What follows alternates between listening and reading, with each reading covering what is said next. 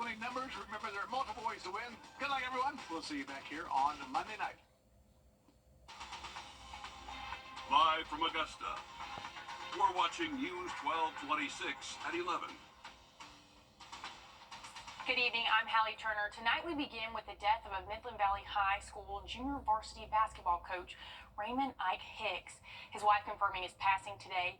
We've reached out to officials for more information involving his death. But those closest with Coach Hicks tell us he was known in the community and his impact went beyond just the court. Kennedy Payne joins us in the newsroom now. And Kennedy, you spoke earlier with a coach that hired him. It was former Midland Valley coach Antoine Wade.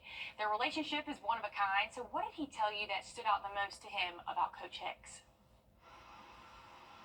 Coach Wade and other friends say Hicks was active in getting kids off the streets and locked into something that can take them to the next level. Hicks is often referred to as an uncle by the players he taught, with a one-of-a-kind legacy some say they will never forget. Passionate, patient, hardworking. That's how those close to Coach Ike described their basketball legend. It's so many times where Coach would take in so many kids. If a kid needed something, he would make sure that they had it. He literally had so many kids at his house or in his cars every time I saw him. The news of his death sending immediate shockwaves across an entire community. And just last week, we was texting about some things, and when I first found out, I was just in shock. I'm more so worried about his family and kids.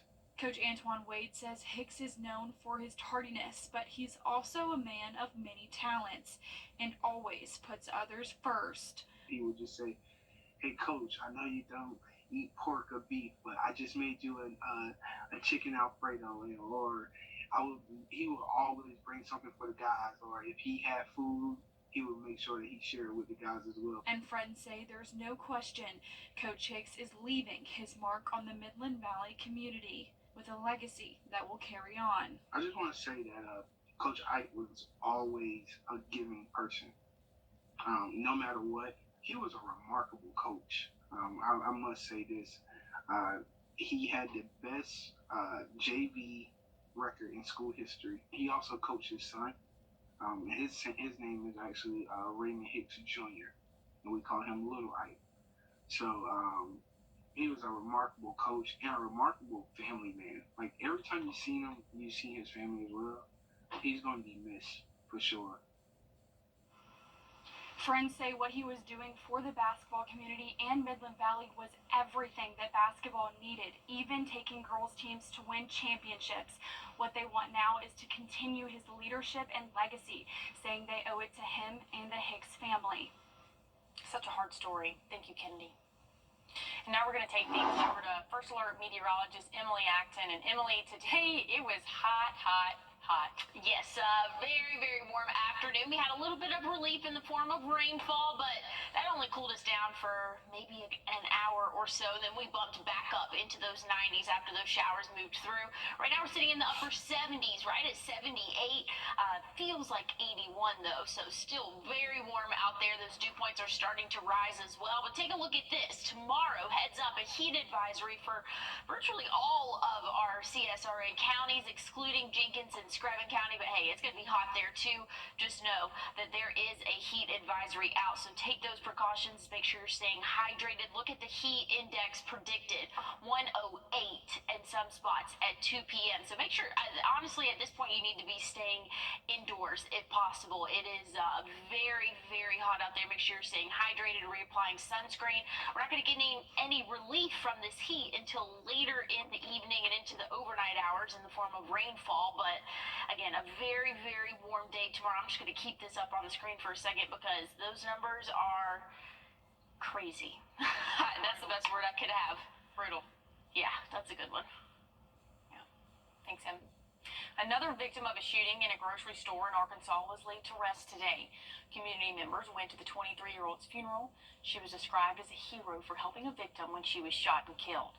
Businesses in the community are coming together to fundraise and support each other after the shooting. Our hearts just go out to you guys. We're heartbroken as well, and we just pray that you have comfort in the future. Now, officials with the grocery store said this store will reopen next week on limited hours. And after the Supreme Court's decision on where homeless people cannot sleep, city leaders across the nation are evaluating how their impacts impact the population. And more from around the nation next. You can find ice-cold refreshment right here at Parker's Kitchen. Cool off with a large fountain drink for just 99 cents. That's a huge sweet tea for less than $1 at Parker's Kitchen. Don't you hate it when you leave your 6 vehicles starting under $30,000 or get up to $1,000 bonus cash on select 2024 Rogue trims?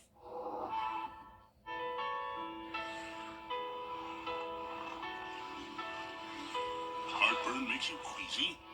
Get fast relief with new Tums Plus, upset stomach and nausea support, and love food back. Tums. Trust meteorologist Emily Active for your first alert.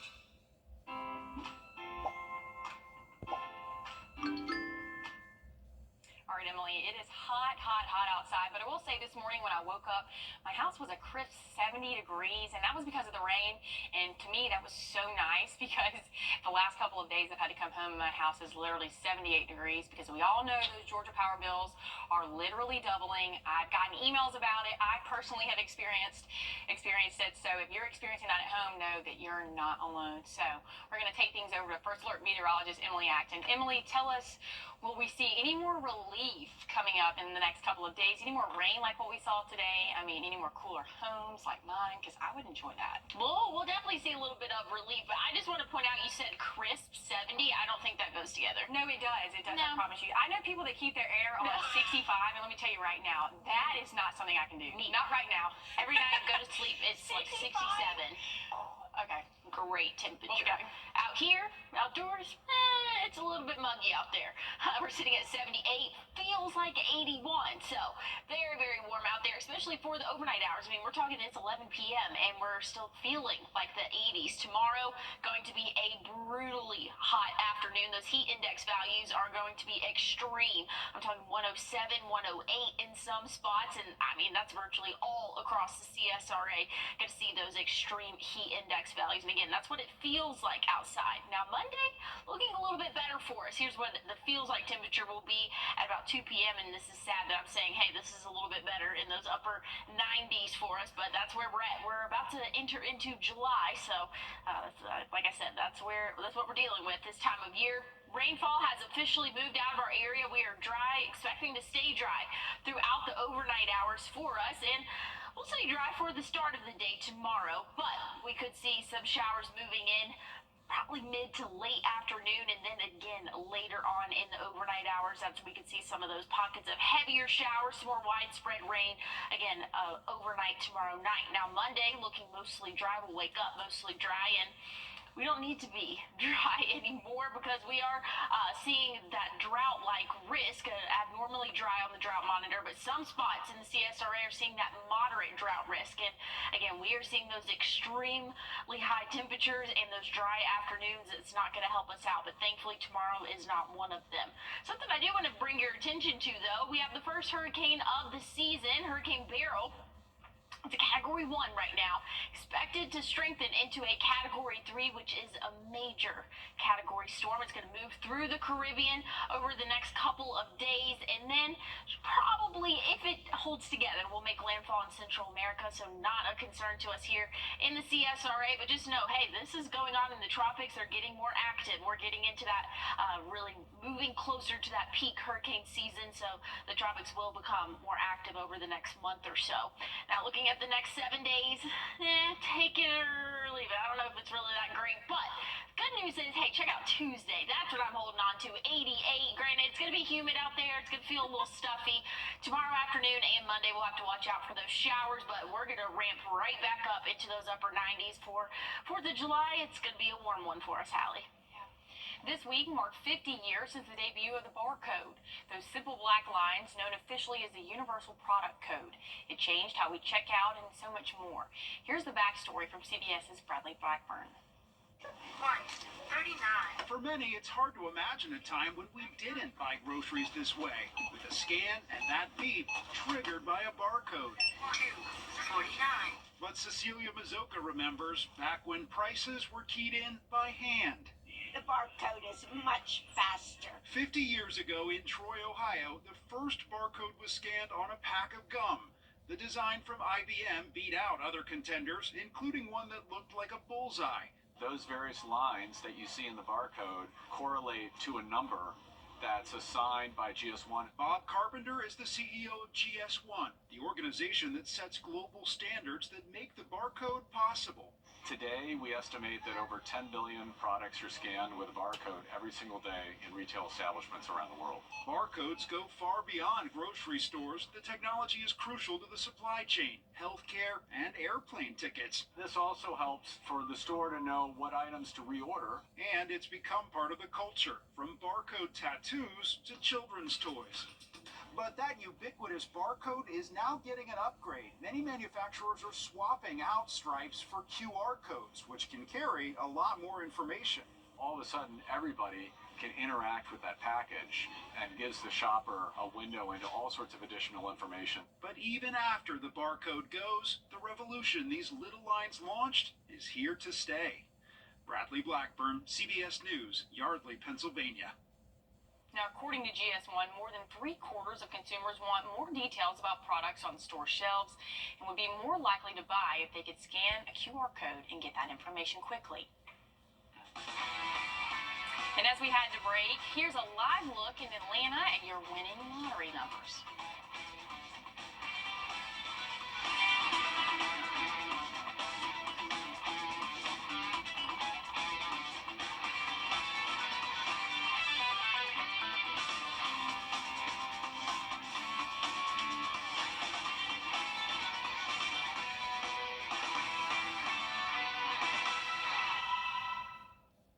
We're here.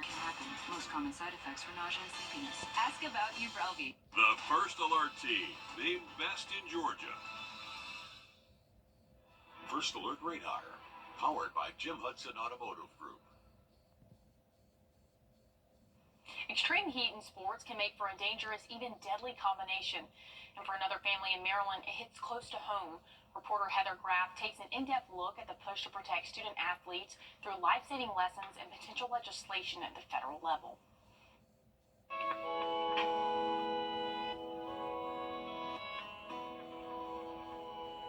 He was 6'2", wore a size 15 shoe when he was like maybe 7th, 8th grade. Jordan McNair was a big kid with big dreams. As a family, we always thought Jordan would play on Sundays. And in May of 2018, he was well on his way, playing for the University of Maryland's football team when he collapsed during an off-season workout. Literally, I got a call from University of Maryland campus police officer. He said, hey, there's been an incident on the field. Jordan's parents, Marty and Tanya, learned he'd suffered heat stroke at practice, and they rushed to the hospital. Son, if you can hear me, squeeze my fingers. Son, if you can hear me, blink your eyes. I had no idea what a heat stroke was. I had no idea that, it could lead to us having a conversation 3 days later, less than 72 hours, with a organ transplant doctor, because 85% of his liver is in necrosis. But within 2 weeks, Jordan was gone. It was just, life changed for us at that moment. And then when we realized kids kept dying. The National Center for Catastrophic Sport Injury Research actually tracks those fatalities and has found it happens most often in football. In fact, the center says 157 football players have died from exertional heat stroke since 1960, stretching across all levels of play, from youth programs to professional. And more recently, between 2018 and 2022, the sport saw an average of 2 heat stroke deaths per year. It was like, how do we turn this pain into some type of purpose? And so began the Jordan McNair Foundation and this family's mission to save lives by raising awareness about the dangers of heat-related illness in student athletes. If I could do it all over again, I would have told him to listen to his body, first of all. When his body told him to stop. Bottom line. When we sat down with Marty McNair, he was visiting the Hamilton Youth Football Club outside Baltimore. Bittersweet, because this is the same organization where Jordan first fell in love with the sport. Yeah, this is where it all started at. And as the kids practice, I always get emotional during draft day.